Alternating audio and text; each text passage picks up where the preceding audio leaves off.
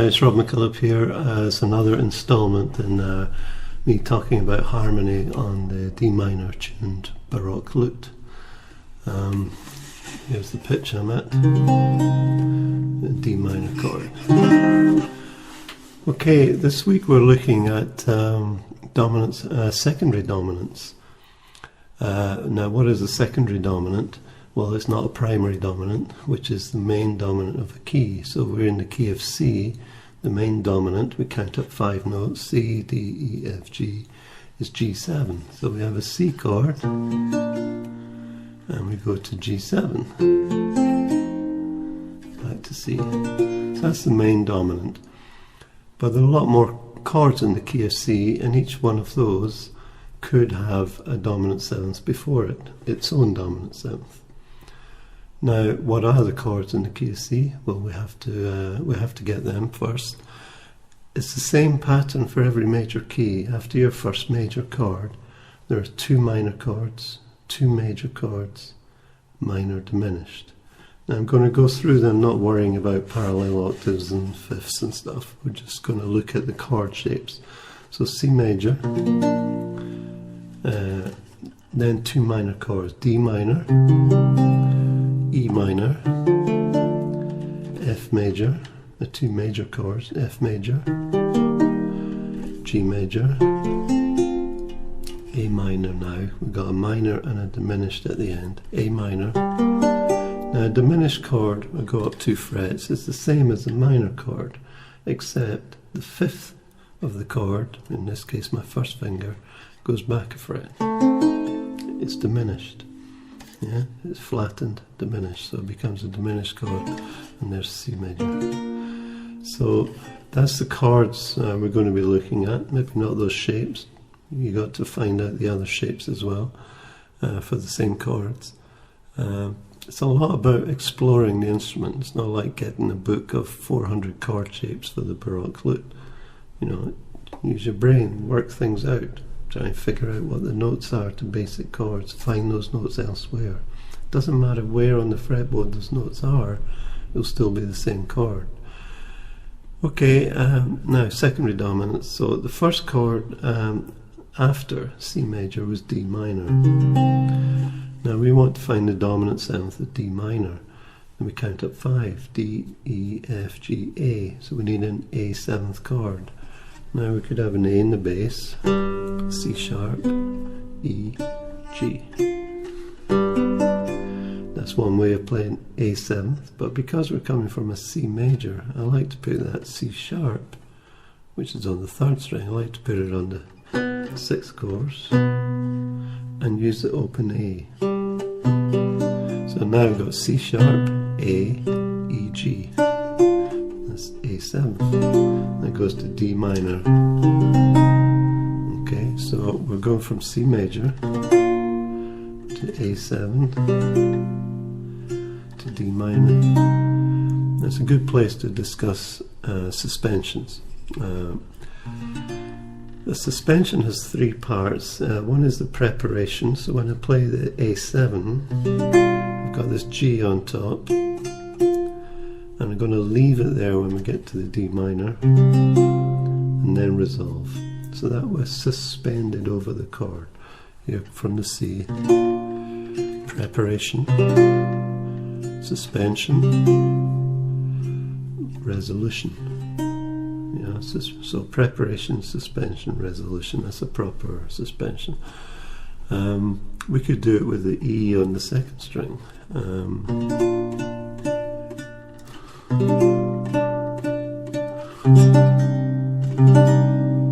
Love that dissonance.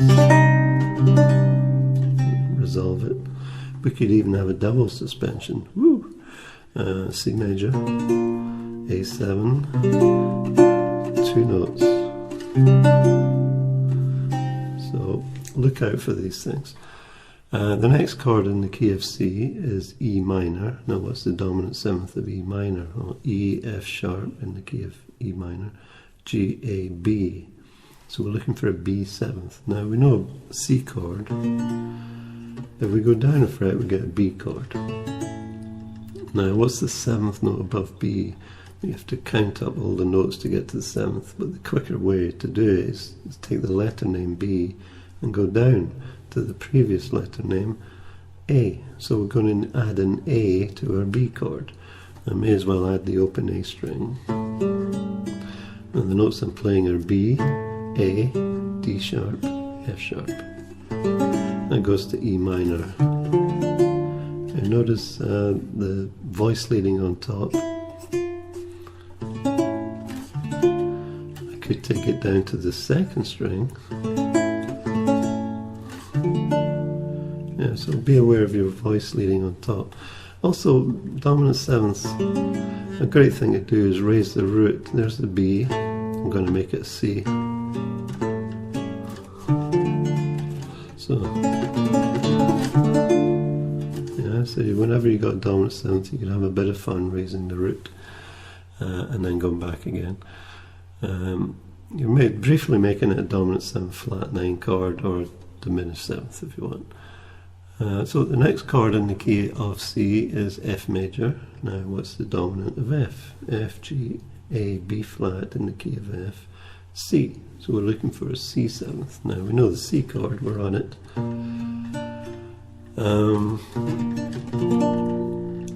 One of the coolest ways to do this is take that 2nd finger, which is on the root, and put it on the course below, which is a B flat note, and you get that C 7th. So when you go to the F chord, you have to play the open A string. Now here's a really useful F chord. It's A, F, C, F. So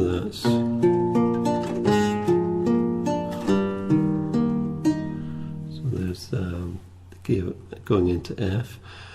Next one is G in the key of C. The next chord is G, and the dominant 7th is G, G, A, B, C, D. We want a D chord with a D7. Now we're tuned to D minor with an F on top. If I make that F, F sharp, we got D major. I can put the F sharp on the 4th course, D major. Just, I don't like having them both at the same time. 2 F sharps, 2/3, not great unless you're doing a big loud thing, and then it doesn't matter so much. D, D7, the 7th note above D, remember, go back a step, D, C, so we're adding in a C note. And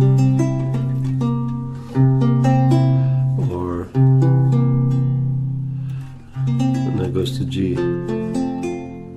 So C major, let's do our suspension again. Once more.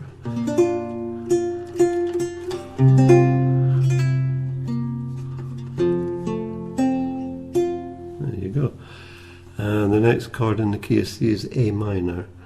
Now, I should have mentioned I do have a PDF of this, which I'll give you a link to below the video on YouTube.